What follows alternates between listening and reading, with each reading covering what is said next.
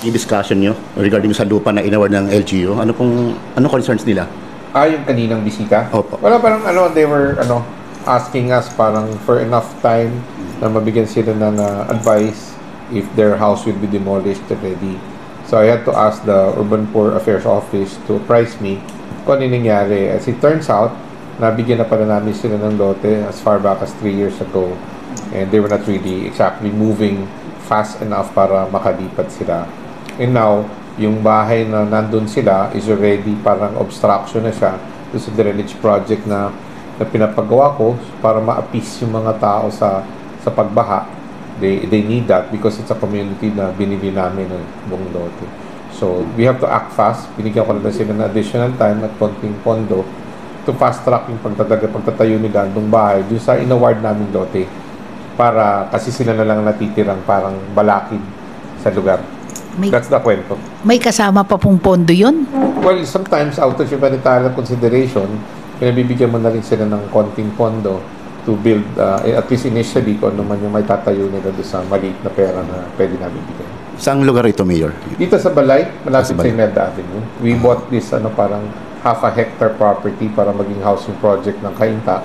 At ang nilagay namin dyan, yung mga nakatira sa mga estero dito sa may Santo Niño, sa may Gruar, yung mga nakatira sa may Sapa or mga ilog dito sa may Petron, and we lump them all up together para magkaroon sila ng housing na hindi na sila dinadaanan ng tubig pag umuulan at nasa lupa na sila, wala na sila talaga sa tubig. Ilang pamilya pa ito, Mayor? Madami. We're talking about mga 400 families.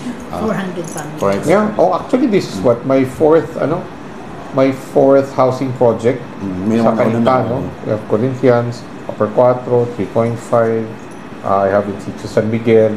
Dami na, parang mga pito. So, anong sistema dito? Binibili ng lupa? Binibili namin yung lupa and then we cut it into dimensions na maging feasible para magtayo sila.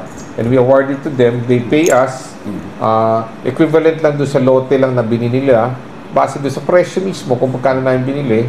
Tapos payable in 25 years at zero interest.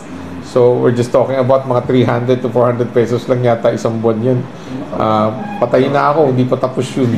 Pero ang kahalagahan kasi nun, sabi ko, even yung politika pagkatapos ko, mas certain sila sa buhay nila na hindi sila dapat, hindi nila kailangan sumapi o makipolitika para ma-retain nila yung mga bahay kasi by the time that I leave this, sila na may-ari, kanila yun, titulado yun, pag-aari nila, pwede nilang pamana, at safe na sila. Hindi na sila informal settlers sa bayan natin. So Mayor, ang tanong ko lang doon, let's say naging kanila, saan sila nagbabayad? Dito sa local government?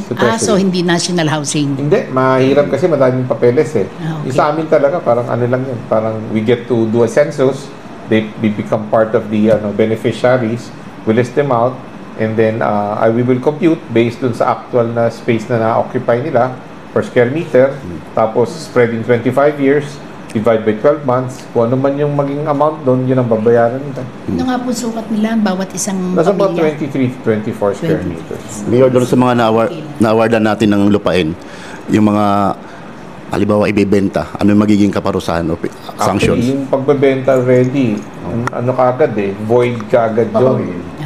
Tapos babalik sa gobyerno yung property. So we can reassign it to someone also deserving. So hindi po pwedeng ibenta?